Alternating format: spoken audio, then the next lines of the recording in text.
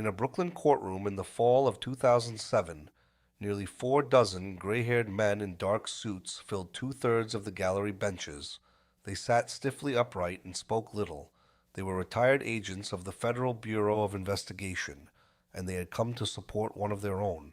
At the defense table sat a 65-year-old retired supervisory special agent who had spent 33 years hunting the mafia. He had won 28 FBI commendations. His work with confidential informants had helped produce the evidence that sent the bosses of 3 of New York's 5 organized crime families to prison for life in one of the most celebrated prosecutions in the history of American law enforcement. The young prosecutor who had built his career on that case had gone on to become the mayor of New York City. The retired agent was now charged with 4 counts of second-degree murder. Each count carried a sentence of 25 years to life. The prosecution maintained that he had fed confidential FBI intelligence to a Colombo crime family captain who used that information to identify and kill 4 people across 8 years, and that the agent had accepted cash, stolen jewelry, liquor, and prostitutes in return. A prosecutor in the Brooklyn District Attorney's Office had described the case as one of the worst examples of law enforcement corruption in the history of the country. Former colleagues who had served beside the defendant for decades said the allegation was unimaginable, that they knew him, and that they knew he was not capable of what the indictment described. The man's name was Lin DeVecchio. The informant he was accused of protecting was a man who had stopped counting the number of people he had killed after he reached 50, and the story of what happened between them stretches from the streets of Brooklyn to the red clay roads of Mississippi and back again, across 3 decades, 4 murders, 1 collapsed trial, and a question about the cost of fighting organized crime that American law enforcement has never fully answered. Drop where you are watching from in the comments below. It is genuinely one of the best parts of doing this. If you are new here and want more history like this delivered straight to you, subscribe now. Back to Brooklyn and the retired agent facing 4 counts of murder. On the morning of March 30th, 2006, Lin DeVecchio surrendered at the Brooklyn District Attorney's Office. He was 65 years old. He had been retired from the FBI for a decade, living in Sarasota, Florida, where the most pressing local concerns had nothing to do with organized crime.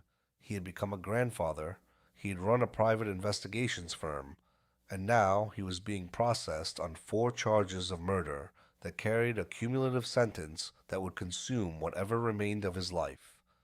The arraignment that followed was unlike anything the Brooklyn courts had seen in an organized crime case. The gallery was not filled with the relatives of victims or the associates of defendants. It was filled with the defendant's former colleagues.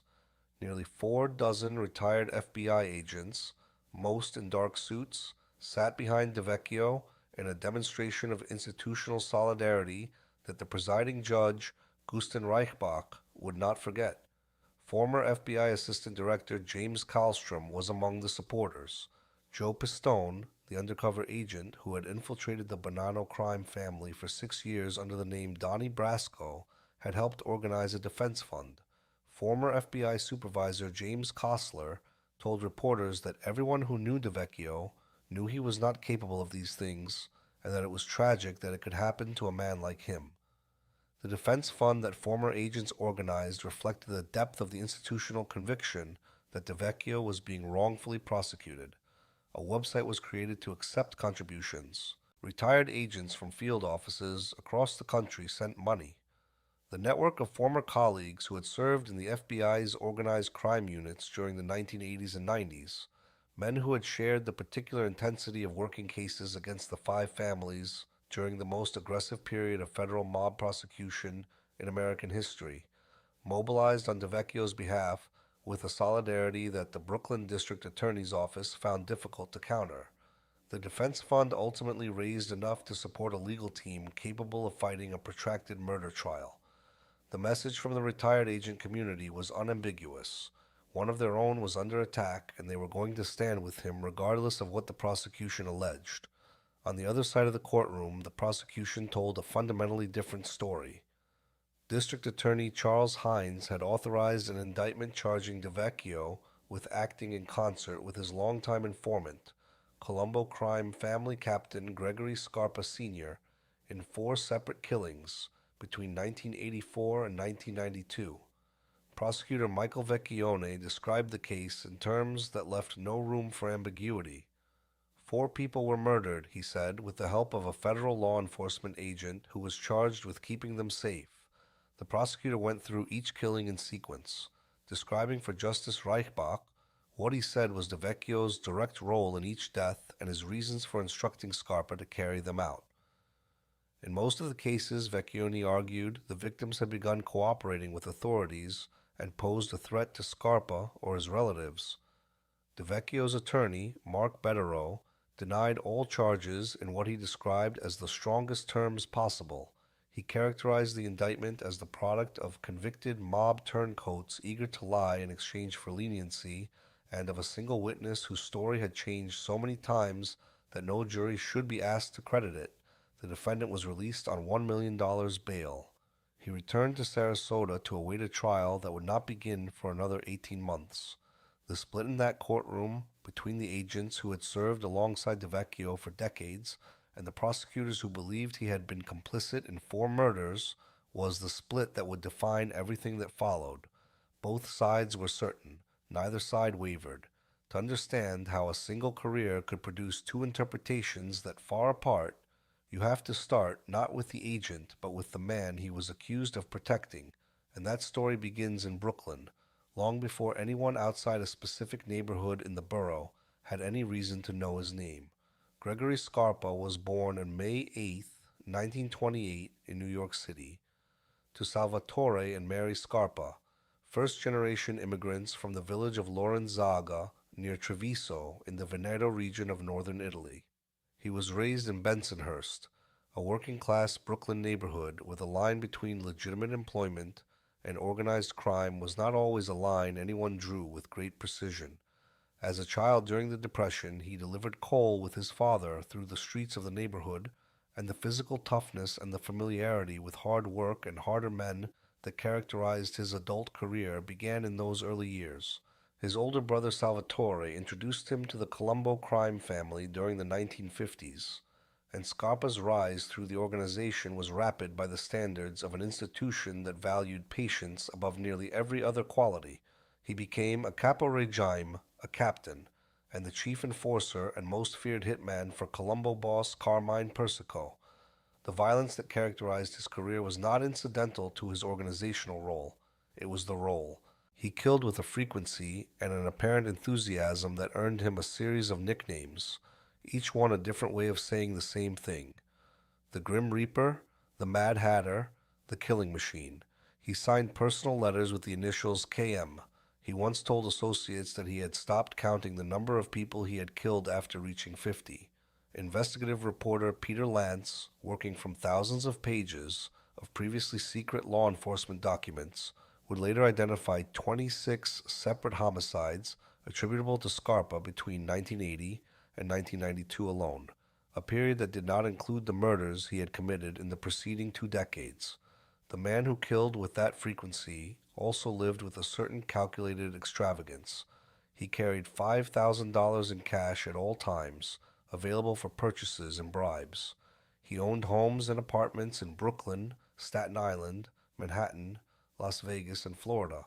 His Manhattan address was a sleek apartment on Sutton Place, the kind of address that would not have been out of place in a profile of a successful financier. He dressed in stylish clothes and carried himself with a swagger that acquaintances described as genuinely intimidating, even when he was doing nothing more threatening than walking into a room. He married Connie Forrest in 1950, had 4 children with her, and divorced in 1973. In 1966, he began a relationship with a 16-year-old Brooklyn girl named Linda Schiro. They would live together for 28 years, share 2 children, and remain inseparable until Scarpa's death. Schiro would eventually become the most consequential figure in the story of what happened between Scarpa and the FBI agent who handled him, but that was decades in the future. In 1966, she was simply the teenage girlfriend of the most dangerous man in Bensonhurst. In March of 1962, law enforcement arrested Scarpa for armed robbery. The conviction would have meant a lengthy prison sentence and the effective end of his operational presence on the street. The FBI, recognizing a high-ranking Colombo member who might be persuaded to cooperate in exchange for leniency, extended an offer. Scarpa accepted, and the arrangement that would define the next 3 decades of his life began. He became a top-echelon confidential informant, the Bureau's designation for sources placed at the highest levels of criminal organizations. His debriefing memos were transmitted directly to FBI Director J. Edgar Hoover and to every subsequent director who held the office. His first handler was an agent named Anthony Villano, who managed the relationship through the 1960s and into the early 70s. The intelligence Scarpa provided was detailed, comprehensive, and of genuine operational value. He supplied organizational charts, identified membership rosters, described the internal dynamics of the Colombo family and its relationships with the other 4 New York organizations. He was, by the Bureau's own assessment, one of its most productive sources inside the American Mafia. He was also, during the entire period of his cooperation, actively killing people. The duality of his existence was remarkable even by the standards of organized crime, where duplicity was a professional requirement. Scarpa attended Colombo family meetings as a captain and voted on organizational business while mentally cataloging every name, every decision, and every internal dispute for his next debriefing with the FBI. He ordered murders and carried them out personally while passing along information that would eventually be used to prosecute the men he sat across the table from. He lived with a woman who watched him leave the house to kill people and return in time for dinner, while she herself had no idea for years that the man she loved was simultaneously working for the government. When she eventually learned of the arrangement, her reaction, as she would later testify, was to ask him what he meant by working for them. He told her he was not a rat, that he just worked with them, a distinction that made perfect sense inside the moral architecture of his world, and no sense at all outside of it. He maintained his status within the Colombo hierarchy, his relationship with his FBI handler, his wife, his girlfriend, and his reputation as the most feared killer in Brooklyn, all simultaneously, for decades. The organizational skills required to sustain that number of contradictory lives were formidable, and the fact that he sustained them, while also killing at a rate that exceeded most professional soldiers in wartime, suggests a man whose capacity for compartmentalization bordered on the pathological. The result was an arrangement whose internal logic was simple and whose moral implications were catastrophic. The FBI received intelligence of extraordinary quality from a man who could provide it precisely because he was positioned at the center of a violent criminal enterprise. In exchange, the man who provided that intelligence received protection from the consequences of his own criminality. Gregory Scarpa served approximately 30 days in jail across more than 4 decades of murder, racketeering, extortion, loan sharking, and violence. The math was clear. The Bureau needed what he knew. The price of what he knew was what he did. The most extraordinary deployment of this arrangement had nothing to do with organized crime. Mississippi in the summer of 1964 was the front line of a war the federal government was only beginning to acknowledge. Freedom Summer, a massive voter registration campaign organized by civil rights groups, had brought hundreds of volunteers from northern states into the Deep South, where they encountered a system of racial terrorism maintained by local law enforcement, elected officials, and the Ku Klux Klan, institutions that in many Mississippi counties were functionally indistinguishable from one another. The FBI, under Hoover's direction, had been slow to commit resources to civil rights enforcement and had devoted far more attention to surveilling Martin Luther King Jr. than to investigating the Klan. The disappearance of 3 volunteers would force the Bureau into an engagement it had been reluctant to undertake, and the method it chose to break the case would establish a precedent whose implications extended far beyond Mississippi. 3 Congress of Racial Equality volunteers disappeared near Philadelphia, Mississippi on June 21st of that summer. James Chaney, a 21-year-old black Mississippian, Andrew Goodman, a 20-year-old white New Yorker, and Michael Schwerner, a 24-year-old white New Yorker, had been working on a voter registration drive when they were arrested for speeding, released, followed, and murdered by members of the Ku Klux Klan. Their bodies were buried under nearly 20 feet of red Mississippi clay in an earthen dam not far from town. The FBI flooded the area with agents. The investigation stalled immediately. Klan members refused to cooperate, the local power structure was hostile, and the Bureau could not locate the bodies. According to testimony that would emerge decades later, J. Edgar Hoover made a decision that revealed the full scope of the moral bargain the FBI had struck with its informant. The Bureau dispatched Gregory Scarpa, the Colombo crime family's most feared enforcer, to rural Mississippi to do what its own agents could not.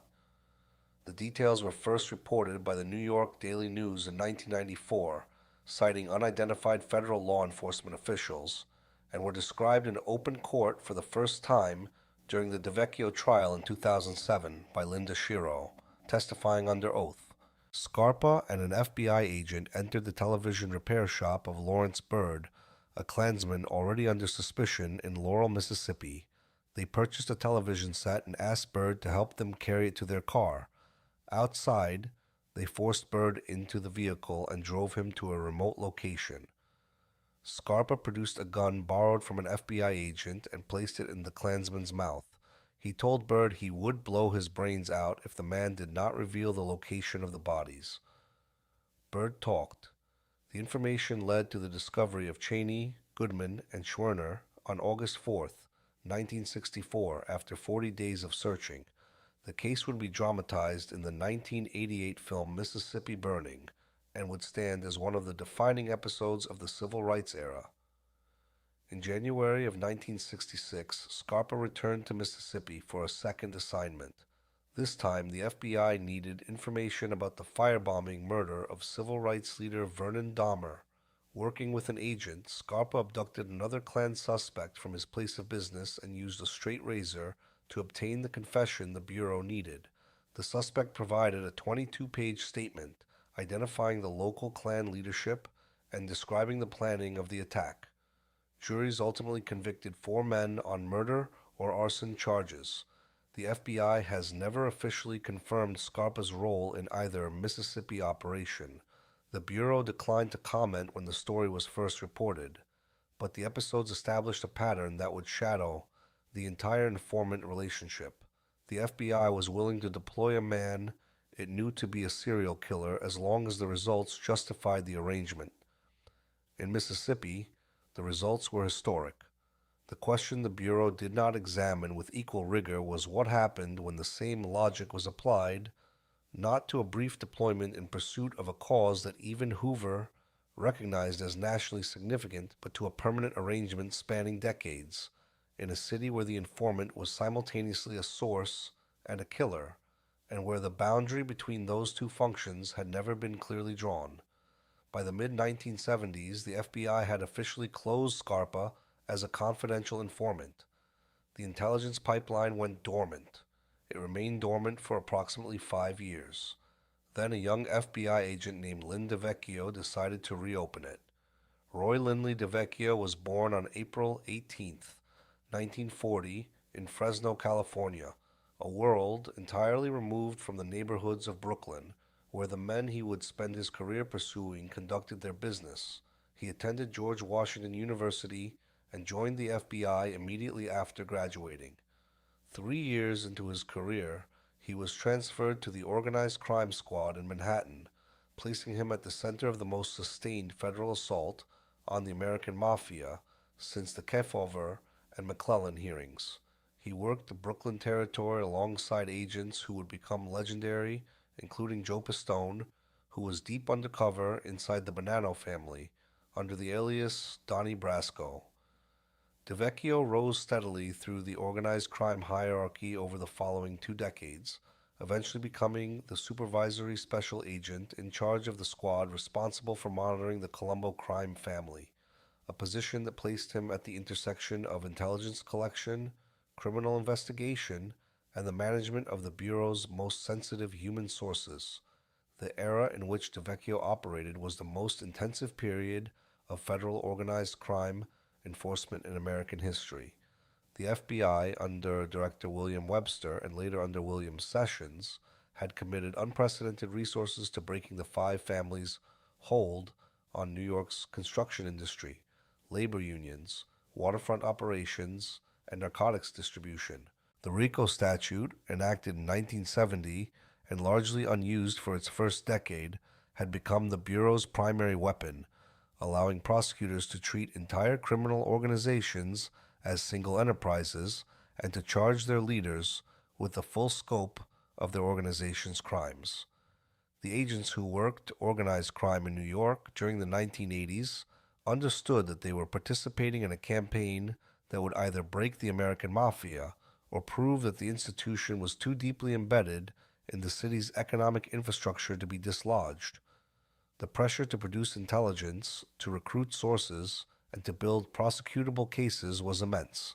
In that environment, the value of a well-placed informant was not merely operational, it was career-defining.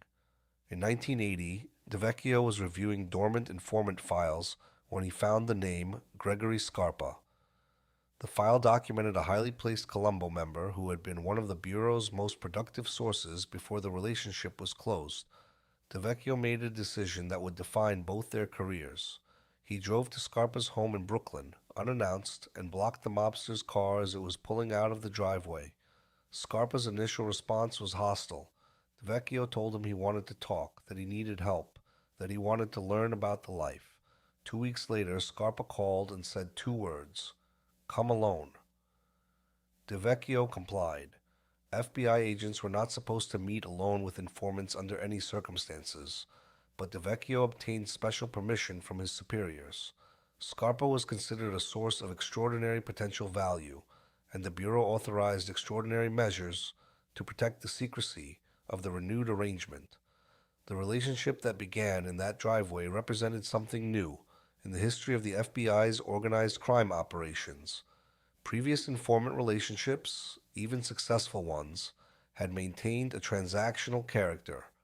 The source provided information, the handler received it, and the 2 men otherwise inhabited separate worlds. What developed between DeVecchio and Scarpa was qualitatively different. The handler entered the informant's world not merely as a professional observer but as a participant, sitting at the family table, accepting hospitality, exchanging personal gifts, and developing an intimacy that colleagues on the squad recognized as unprecedented and that some of them found alarming. The operational justification was that closer access produced better intelligence, and in purely informational terms that justification held. The intelligence Scarpa provided after DeVecchio reopened the relationship was more detailed, more timely, and more operationally valuable than anything the FBI had received from a Colombo source before. The question was whether the cost of that access, measured in compromised independence, blurred loyalties, and the tolerance of ongoing violence by the source, exceeded the value of what it produced. That question would take nearly 3 decades and 1 collapsed murder trial to reach the point where anyone with institutional authority was willing to ask it.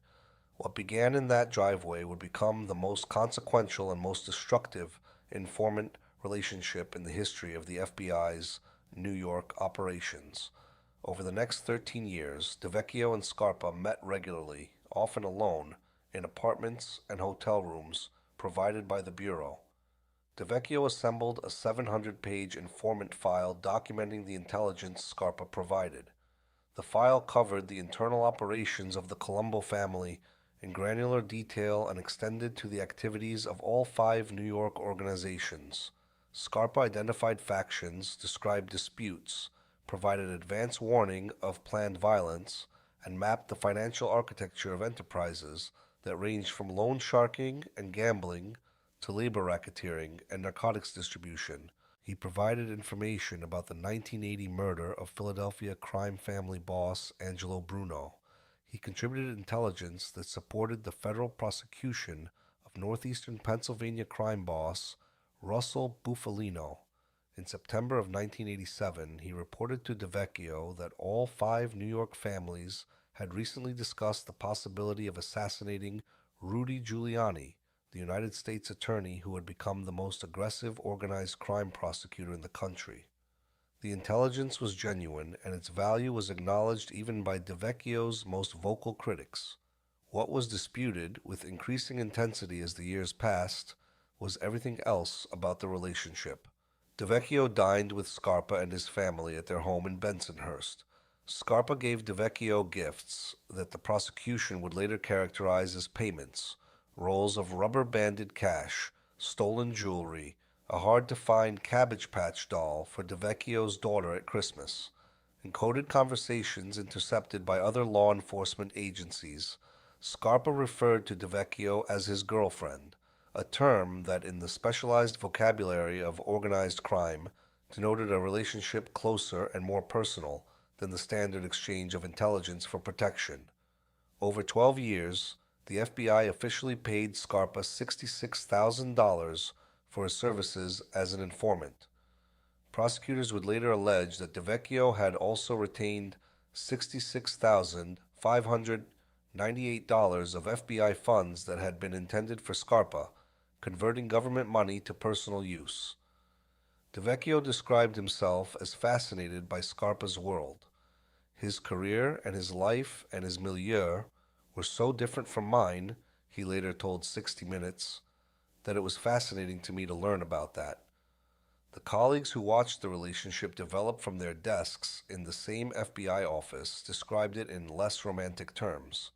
The question that began to circulate among agents on the squad was the question that would eventually consume a grand jury and a courtroom: who was handling whom? Meanwhile, Scarpa never stopped killing. The intelligence he provided to DeVecchio was drawn from the same operational world in which he was actively murdering rivals, enforcing discipline through violence, and expanding his criminal enterprise. The agent, who was cataloging the inner workings of the Colombo family for federal prosecutors, was doing so through a source who was simultaneously one of the family's most prolific executioners. When Scarpa was arrested for credit card fraud in 1985, DeVecchio submitted a memorandum to the sentencing judge listing Scarpa's contributions to the FBI. The memo helped keep the informant out of prison.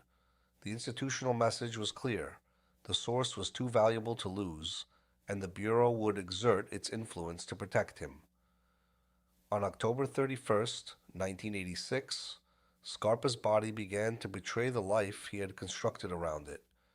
He was admitted to Victory Memorial Hospital in Brooklyn for emergency surgery on a bleeding ulcer.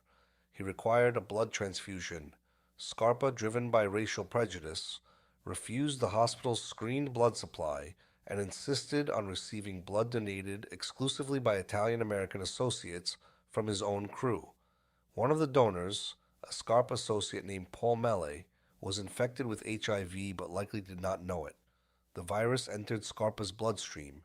It would progress to full-blown AIDS approximately 4 years later, and it would eventually kill him. Scarpa sued Victory Memorial Hospital for negligence and won a settlement of approximately $300,000, a figure that barely registered against the scale of his criminal income, but that confirmed the medical establishment's responsibility for the infection. The irony of a man who had killed dozens of people suing a hospital for negligence was not lost on anyone who knew both halves of his biography. Scarpa's son, Gregory Jr., succeeded his father as a Colombo captain after the elder Scarpa's health began to decline, creating a second generation of Scarpa leadership within the organization. But in the years between the contaminated transfusion and his death, the Grim Reaper would commit some of the most consequential violence of his career, and the arrangement with DeVecchio would produce its most damaging results. When federal prosecutors brought the Mafia Commission Case to trial in 1986, very few people outside the Bureau understood that a significant share of the intelligence behind the prosecution had originated with a man who was still actively killing people while providing it. The case, prosecuted by United States Attorney Rudolph Giuliani, was the most ambitious organized crime prosecution in American history. It targeted the leadership of all 5 New York families simultaneously, treating the Mafia's governing commission as a criminal enterprise under the RICO statute. The trial concluded in October of 1986 with the convictions of Colombo boss Carmine Persico, Lucchese boss Anthony Corallo, and Genovese street boss Anthony Salerno, each sentenced to 100 years in federal prison. Gambino boss Paul Castellano had been assassinated outside Sparks' Steakhouse in Manhattan 10 months earlier, before the case went to trial. The prosecution against Banana boss Philip Rastelli was eventually dropped. The significance of the commission case extended beyond the specific convictions it produced. For the first time in the history of federal law enforcement, the leaders of the major organized crime families had been tried together, their organizations treated not as separate enterprises but as components of a single governing structure, the Commission, that coordinated criminal activity across the entire New York metropolitan area.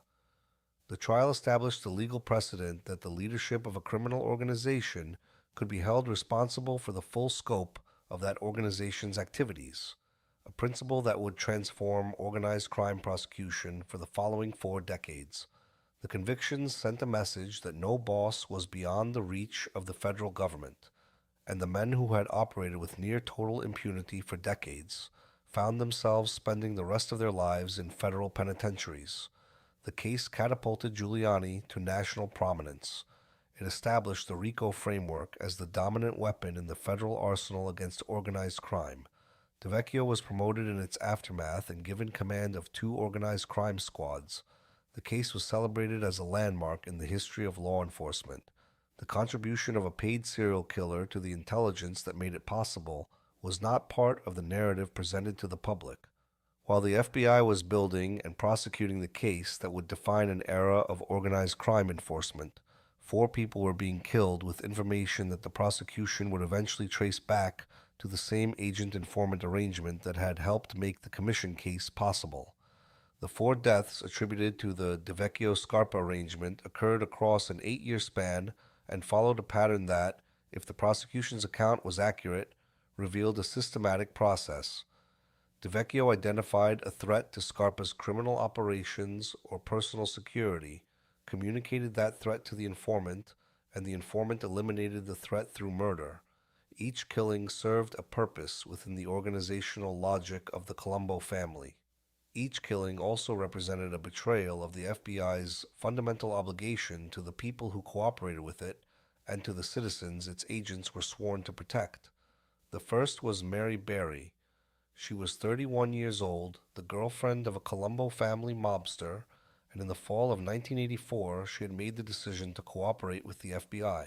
According to the prosecution's account, DeVecchio told Scarpa that Bari had become a paid informant for the Bureau and that she represented a threat to his operations.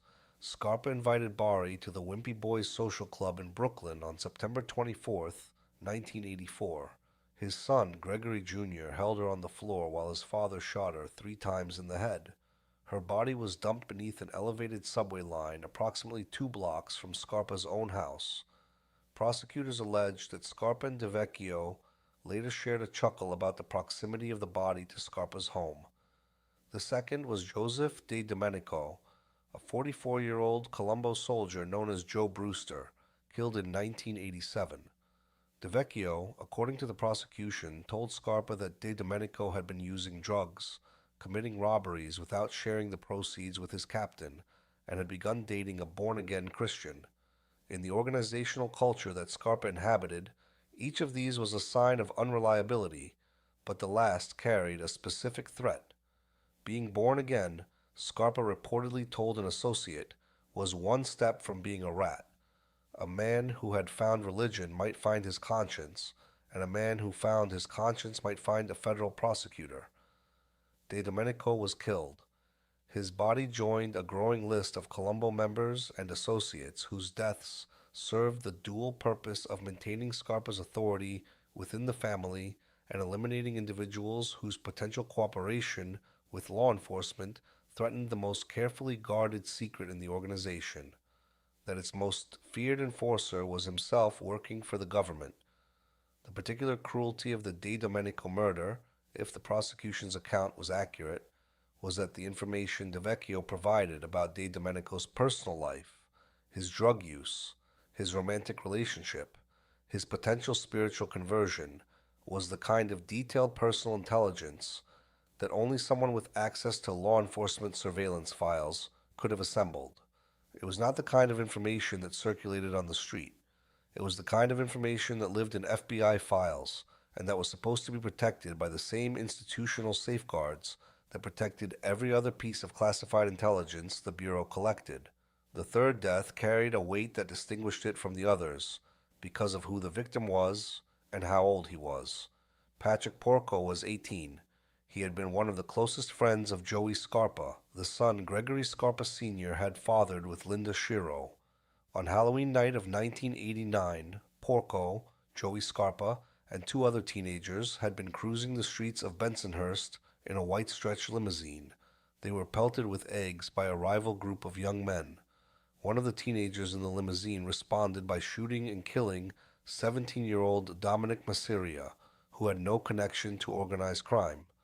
Prosecutors conceded that DeVecchio bore no responsibility for Masseria's death, but in May of 1990, when detectives at the 62nd Precinct questioned Porco about the Masseria killing, the consequences of that police interview became lethal. According to the prosecution, DeVecchio contacted Scarpa and warned him that Porco had been talking to police and that his testimony might implicate Joey Scarpa in the shooting. Joey reportedly pleaded with his father. Patrick would never do that, he said. His father gave the order anyway. On May 27, 1990, members of Scarpa's crew picked up Porco.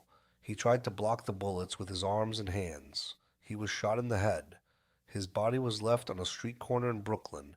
He had been, by every available account, killed for nothing more than being present in the wrong car on the wrong night and then answering questions when the police asked them. Linda Schiro, who would later testify about all four murders, described the Porco killing with a particular emotional weight that distinguished it from her accounts of the other deaths. She said Porco had been like a son to her, that he had been Joey's best friend since childhood, and that his death had haunted her for years.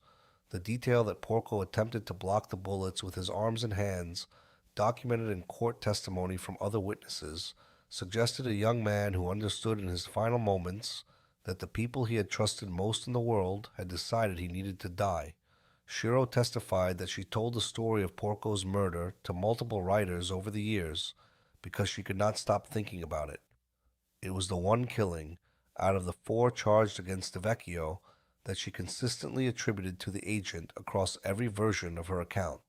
When Joey moped around the house in the days after the murder, visibly grieving the friend he had grown up with, his father told him to stop. The fourth was Lorenzo Lampassi, a 66-year-old Colombo soldier murdered on May 22, 1992, in the middle of the bloodiest internal war the Colombo family had ever fought. Lampassi had committed what Scarpa considered an unforgivable act. He had sent Scarpa a note informing him that there was talk on the street that Scarpa was an informant, a rat working for the government. For a man whose entire criminal career depended on the concealment of exactly that fact, the note was intolerable. Scarpa asked DeVecchio, according to the prosecution, to provide Lampassi's home address and the time he left for work each morning. DeVecchio allegedly supplied both pieces of information, obtained through law enforcement surveillance. Lampassi operated a school bus company with another Colombo member. He left his Brooklyn home at 4 every morning without variation. On the morning of May 22nd, he walked out his front door into the pre-dawn darkness and was shot with a rifle. He died in his own driveway at the precise hour his killer had been told he would be there. Lampassi's murder took place in the middle of the Third Colombo War, a conflict that had been consuming the family since June of 1991, and that would leave the organization permanently diminished. The war erupted when Victor Orena, the acting boss appointed by imprisoned Carmine Persico, attempted to seize permanent control of the family. Orena petitioned the Mafia Commission to recognize him as the legitimate boss. The commission refused. When Consigliere Carmine discovered the scope of Orena's plans, he alerted Persico. From his prison cell, Persico gave the order to kill Orena. On June 21, 1991, a hit squad under Sessa's command arrived at Orena's home in Cedarhurst on Long Island. Orena spotted the gunmen and managed to escape before they could fire. The war that erupted in the aftermath split the Colombo family down the middle. Persico loyalists and Orena loyalists hunted each other through the neighborhoods of Brooklyn, Queens, and Long Island with a ferocity that had not been seen in a New York mob war since the Castellamarese conflict of the early 1930s. social clubs, suburban driveways, and public streets became shooting galleries. 3 innocent bystanders with no connection to either faction were killed in the crossfire. The violence that followed was concentrated in the neighborhoods of southern Brooklyn and eastern Queens, areas where Colombo members and their families had lived and operated for generations. The combatants knew each other. Many had grown up together, attended the same social clubs, participated in the same induction ceremonies. The war transformed those neighborhoods into combat zones. A man named Vincent Fusaro was shot in the neck while hanging Christmas lights outside his home, allegedly by Scarpa, who later paged his consigliere with the code 666, a signature he used to mark his kills. The body of another victim was found in a car on a residential street, discovered by children walking to school. The randomness of the killing, the willingness of both factions to shoot in public spaces where civilians were present, distinguished the Third Colombo War from the more disciplined internal conflicts that had characterized earlier mob power struggles. The Commission, the governing body of the 5 families, discussed dissolving the Colombo organization entirely and distributing its members and territory among the remaining 4 families. Scarpa, despite his advancing age, assumed the role of Persico's military commander during the conflict. He drove the streets of Brooklyn at night, sometimes with his daughter or his girlfriend in the car, searching for arena faction targets with an energy and a viciousness that his deteriorating body should not have been capable of sustaining. His weight had dropped. His immune system was failing.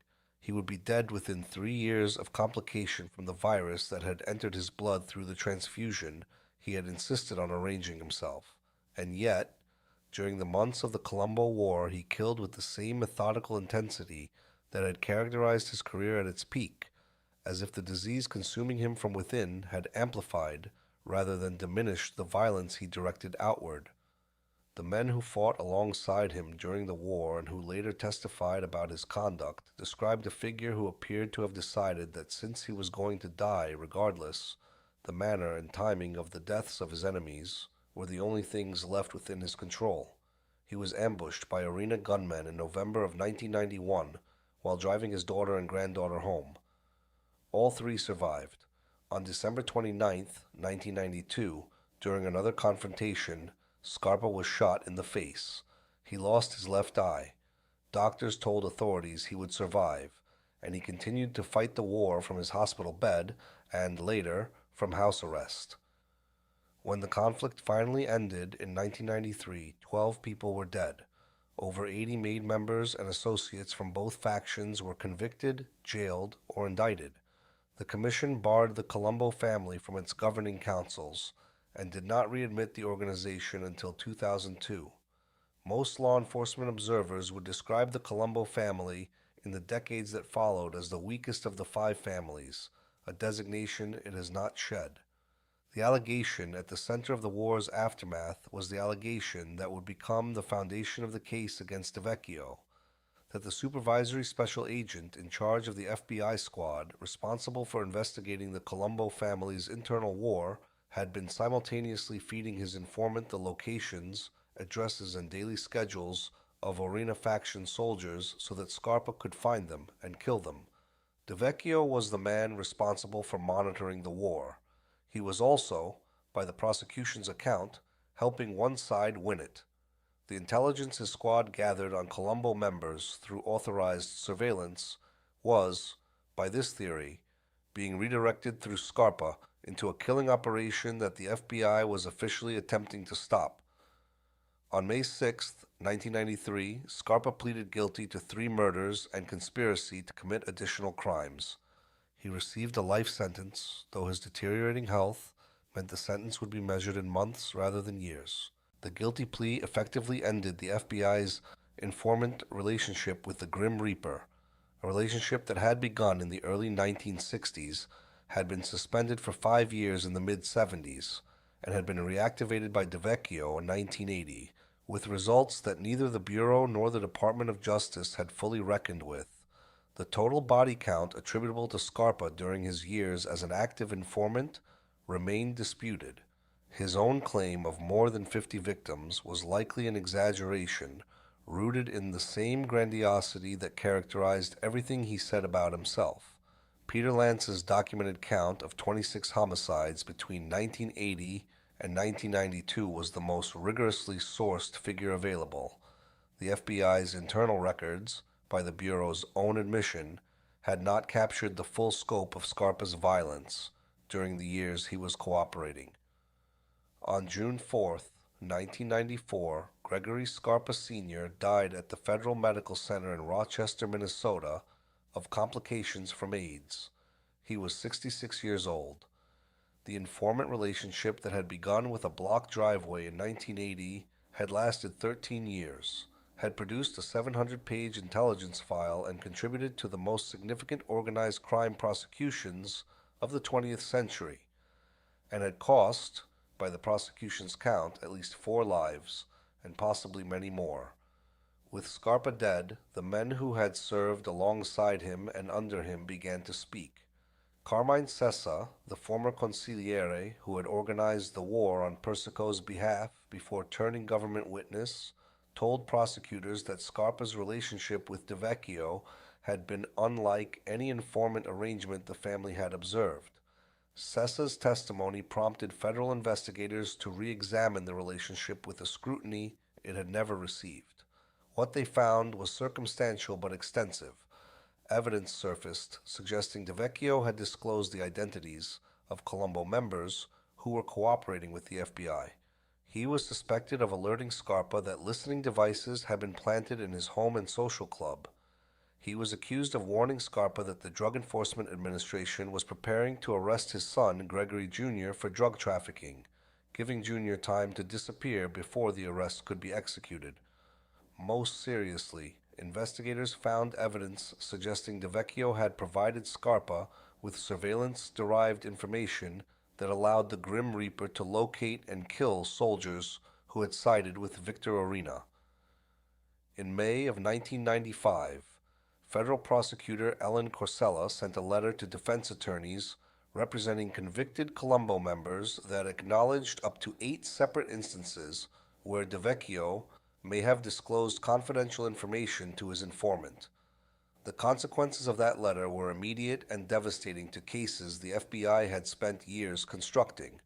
Defense lawyers for Orena faction soldiers argued that DeVecchio's leaks had compromised the evidence used to convict their clients, that the FBI's own agent had been helping the opposing faction kill their clients' allies, and that the resulting convictions were fundamentally tainted by the Bureau's misconduct. 19 soldiers from the Orena faction had their convictions reversed or their charges thrown out as a direct result of these arguments. The allegations against DeVecchio had been driven in part by 3 FBI agents who had served under him on the Colombo squad, and who believed that their supervisor's relationship with Scarpa had crossed professional boundaries. These agents, whose names appeared in internal FBI documents, had observed DeVecchio's interactions with Scarpa over years of shared squad work and had concluded that the handler was no longer managing the informant, but was instead being managed by him. Their concerns had been dismissed within the Bureau's chain of command for years before the formal investigation began. The reluctance of FBI leadership to examine one of its most decorated organized crime supervisors reflected an institutional culture in which informant-derived intelligence was the most valued currency, and in which questioning the methods used to obtain that intelligence was treated as a challenge to the organization's core mission. The FBI launched a 2-year internal investigation through its Office of Professional Responsibility. The probe examined DeVecchio's operational notes, his communications, and the accounts of agents who had served under his supervision. It concluded that the evidence was insufficient to support federal charges. The Department of Justice reached the same determination.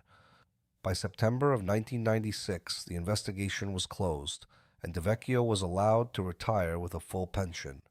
He moved to Sarasota, Florida, bought a courtyard-style home set among the palm hammocks of the Palmer Ranch community, and began a life that bore no visible connection to the one he had led for 33 years.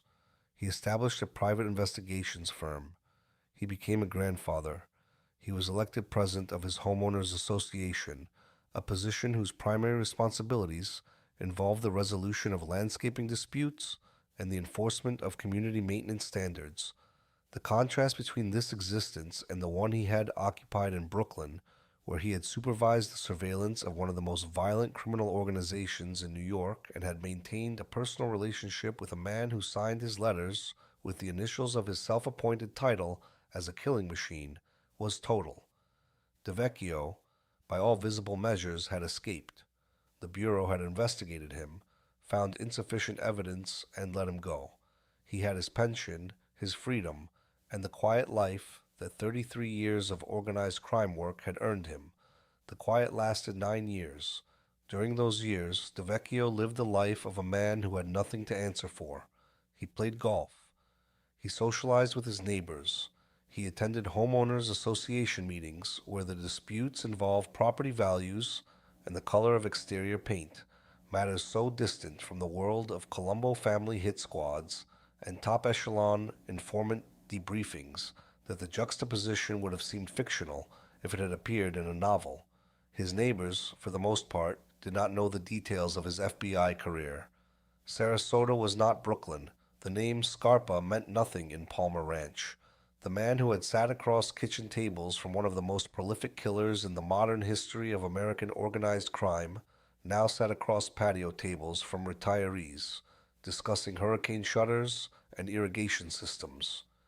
The distance between those two worlds was the distance DeVecchio had traveled, and there was no indication during those 9 years that anyone intended to pull him back. In 2005, Brooklyn District Attorney Charles Hines impaneled a grand jury to re-examine the case. The key to the prosecution's strategy was not the circumstantial evidence that the internal investigation had found insufficient. It was the direct testimony of a single witness who claimed she had been present in the room when DeVecchio provided Scarpa with the information that led to 4 murders. Linda Schiro had lived with Scarpa for 28 years. She had borne 2 of his children. She described being present at the twice-weekly meetings between Scarpa and DeVecchio at her Bensonhurst home. She had been an FBI informant herself, cooperating with the Bureau until 2004 without receiving payment. In 2005, she became a cooperating witness for the Brooklyn District Attorney's Office, which paid her $2,000 per month. The defense argued that Schiro was fabricating her account to collect money and that her story had shifted repeatedly over the years. During the FBI's internal investigation in 1994, she had provided one version of events. Before the grand jury in 2005, she provided a materially different one. The prosecution countered that her earlier reluctance to implicate DeVecchio fully had been motivated by fear for her life, and that she had now agreed to tell the complete truth. Schiro's testimony before the grand jury was detailed, specific, and devastating in its implications. She described a pattern of behavior in which DeVecchio visited the Bensonhurst home she shared with Scarpa approximately twice a week for over a decade, sitting at the kitchen table and discussing the business of the Colombo family with the casual familiarity of a man who was not merely observing a criminal organization but participating in its decision-making. She described specific conversations in which DeVecchio identified individuals who were cooperating with authorities, conversations that she claimed were followed, sometimes within days, by the deaths of the individuals named. She described the exchange of gifts and cash as routine, a regular feature of the relationship rather than an occasional indiscretion. She described a man who had become so comfortable inside the world he was supposed to be investigating that he no longer appeared to recognize the boundary between the two. The indictment came down on March 30th, 2006. 4 counts of second-degree murder. Also indicted alongside DeVecchio were Craig Sobel and John Sinagra, 2 Colombo associates charged as triggermen. A website organized by former FBI agents raised money for DeVecchio's defense. The law enforcement community fractured along institutional lines. The stage was set for what prosecutors described as the most consequential FBI corruption trial in American history. The trial opened in Brooklyn Supreme Court before Justice Gustin Reichbach in October of 2007, and for its first days it proceeded as both sides had anticipated. FBI agent William Belinder described the 700-page informant file and the relationship between DeVecchio and Scarpa. Carmine testified about the closeness of that relationship. Other witnesses established the context of the Colombo War, the organizational hierarchy, and the circumstances of the four killings. The case built methodically toward the testimony everyone understood would determine its outcome. Linda Schiro took the stand on October 29th. She was 62 years old. She spoke in a soft voice with a South Brooklyn accent, and the packed courtroom fell silent. She described 3 decades of proximity to organized crime. She described sitting in the kitchen at her Bensonhurst home, while DeVecchio and Scarpa discussed who posed a threat and what should be done. She testified that when Scarpa offered the agent stolen jewelry, DeVecchio took it and put it in his pocket. She described each of the 4 killings in sequence, placing DeVecchio in the room, in the conversation, in the chain of information that led from a classified FBI file to a body on a Brooklyn street. She testified for the first time under oath in open court about Scarpa's mission to Mississippi in 1964, describing the journey south, the gun in the Klansman's mouth, and the discovery of the bodies. She quoted Scarpa telling DeVecchio about Lampassi, "This person started rumors that I am an informer, that I am a rat." She described DeVecchio's response as calm and professional. She said the agent returned days later with the address, the daily schedule, and the specific time that Lampassi walked out his front door every morning. She described the conversation about Mary Barry in similar terms, a clinical exchange of information between 2 men who understood what the information would be used for, followed by what she characterized as DeVecchio's casual acknowledgement that Barry needed to be taken care of. The portrait she painted was not of a rogue agent acting in moments of passion or poor judgment. It was of a man who had become a functional member of a criminal organization while continuing to draw a federal paycheck, a man whose weekly visits to the Scarpa household were as routine as his appearances at the FBI field office. It was difficult not to find her account convincing. The specificity of detail, the emotional complexity of a woman who had spent nearly 3 decades inside a world of violence, the steady accumulation of scenes in which the agent and the killer sat together and made decisions together, created a narrative that held together and pointed in a single direction. Then, after her first day on the stand, the case collapsed. Veteran Village Voice reporter Tom Robbins came forward with information that would end the trial. In 1997, Robbins and mob journalist Jerry Capesi had interviewed Schiro for a book project that was never published. The interviews had been recorded on audio tape. On those tapes, made a decade before the trial, Schiro told a fundamentally different story than the one she had just delivered under oath. She stated that DeVecchio had been involved in only one of the 4 murders, the killing of Patrick Porco. She specifically said that DeVecchio had played no role in the deaths of Mary Barry, Joseph De Domenico, or Lorenzo Lampassi. The defense subpoenaed Robbins and Capecci. The legal fight over the tapes consumed the courtroom for an entire day, with prosecutors and defense attorneys arguing over the admissibility of the recordings and the circumstances under which they had been made. Robbins and Capesi had conducted the 1997 interviews under a confidentiality agreement with Schiro, who had been considering a book project about her life with Scarpa. The book was never written, and the tapes had sat in the reporter's files for a decade. When Robbins realized that Schiro's trial testimony contradicted what she had told him and Capesi under less formal circumstances, he faced the kind of ethical dilemma that journalism professors construct for seminar discussions, but that reporters rarely encounter in its most extreme form.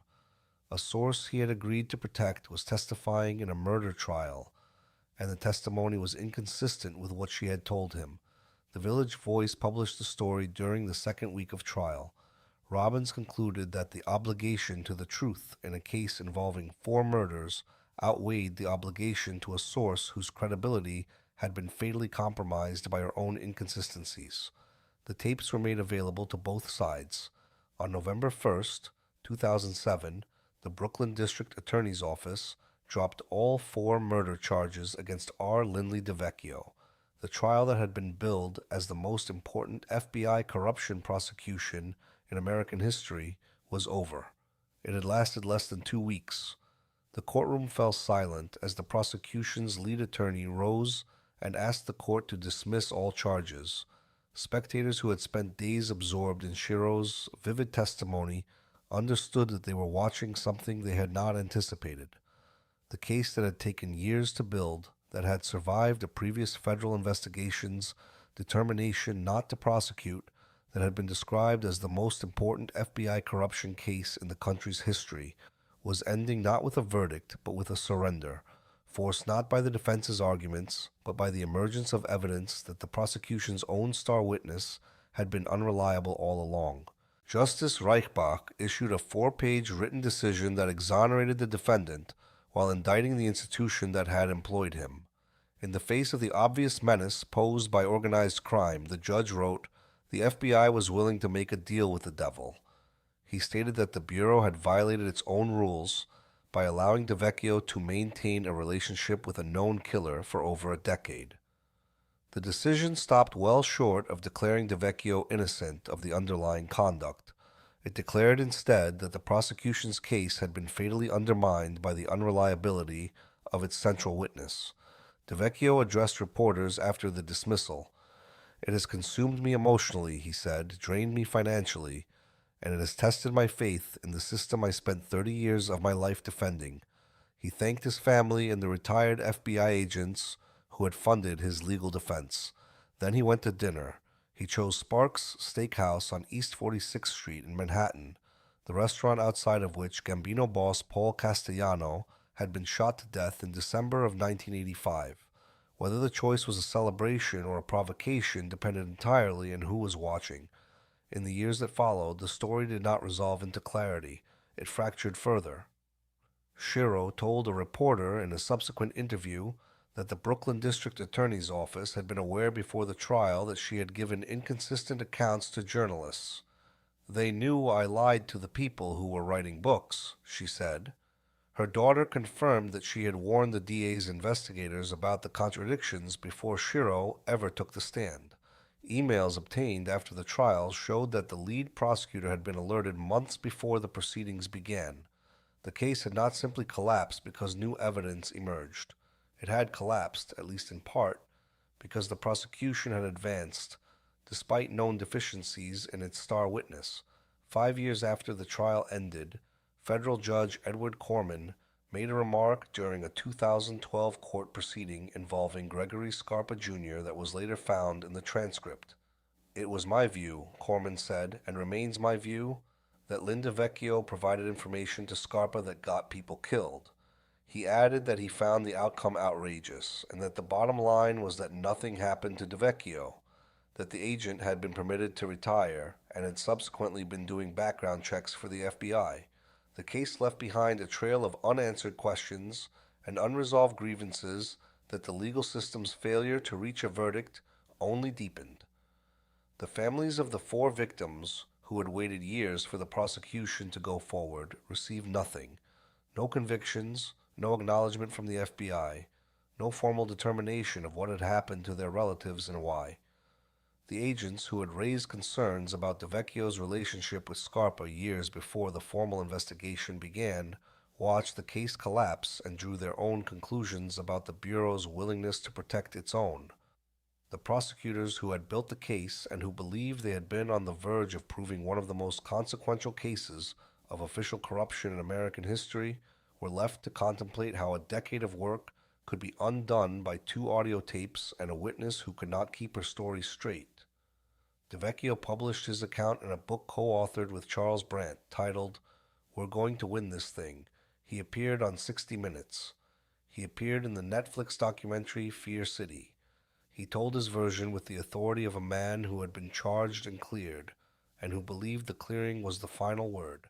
Peter Lance, the investigative reporter who had spent years examining the Scarpa relationship, described the case as the Whitey Bulger story on steroids, a comparison to the parallel case in Boston, where FBI agent John Connolly had managed a strikingly similar arrangement with informant James Bulger. Connolly was convicted. He is serving a life sentence. In Boston, the agent went to prison. In Brooklyn, the agent went to Sparks. The comparison to Connolly and Bulger is the one that anyone who studies the DeVecchio case eventually reaches, because the structural parallels are exact. In both cases, a decorated FBI agent developed an unusually close personal relationship with a violent organized crime figure who was simultaneously a top echelon informant. In both cases, the informant supplied intelligence of genuine value while continuing to commit serious violent crimes. In both cases, the agent was accused of crossing the line between managing the informant and becoming his protector. In both cases, the institutional response was delayed, contested, and ultimately determined by the availability of witnesses rather than by the weight of circumstantial evidence. The difference was that in Boston, the witnesses held together. In Brooklyn, the witness did not. What the DeVecchio case ultimately exposed was not the question of whether one agent had betrayed his oath. It exposed the structural contradiction at the center of the FBI's entire top echelon informant program, a system that recruited the most dangerous criminals in the country as intelligence sources and then faced the permanent, unresolvable problem of managing a man who was simultaneously providing information and taking lives. The Bureau's internal investigation cleared DeVecchio. A federal judge, speaking years later without a case before him, said the agent got people killed. The legal system attempted to answer the question and could not because the only direct witness had told two different stories 10 years apart, and the truth about what happened in that kitchen in Bensonhurst remained locked inside a relationship between a dead man and a woman whose credibility had been destroyed. The FBI reformed its informant handling procedures in the years following the DeVecchio and Bulger scandals, imposing stricter oversight on the relationships between agents and their sources, requiring more detailed documentation, and establishing clearer guidelines on the limits of what an informant could be permitted to do while cooperating with the government. Whether those reforms have prevented the recurrence of what happened in Brooklyn and Boston is a question that can only be answered by the next case, and the institutional pressures that produced the original arrangements, the need for intelligence from inside organizations that cannot be penetrated by any other means, remain as intense as they were in the 1980s. The Bureau's deal with the devil was not an aberration. It was the logical endpoint of a system that measured success in prosecutions and that valued the sources who made those prosecutions possible above almost every other consideration, including the lives of the people those sources destroyed while providing their intelligence. Patrick Porco was 18 years old when he tried to stop the bullets with his hands. Mary Berry was 31 and had done what the FBI asked her to do. She had cooperated. Lorenzo Lampazzi was 66 and had never varied his morning routine, a fact that someone had taken the trouble to confirm through law enforcement channels that existed for a different purpose. Joseph de Domenico was 44 and had committed what his captain considered the unforgivable transgression of beginning to imagine a different life, one that did not require him to answer to a man who signed his letters with the initials of a killing machine. 4 people killed between 1984 and 1992, whose deaths produced no convictions, no accountability, and no resolution. The deal with the devil that Justice Reichbach described from his bench is the deal the FBI made every time it chose to protect a source whose value was measured in intelligence and whose cost was measured in bodies. The question of whether Lin DeVecchio crossed the line or merely stood at its edge while someone else did the killing is a question the legal system attempted to answer and failed. The charges were dropped. The judge rebuked the institution. The agent dined at the restaurant where a mob boss had been gunned down. He went home to Florida, where the sun was warm and the neighbors were polite and the homeowners association met on schedule. And somewhere in Brooklyn, 4 graves hold the only certainty the case ever produced,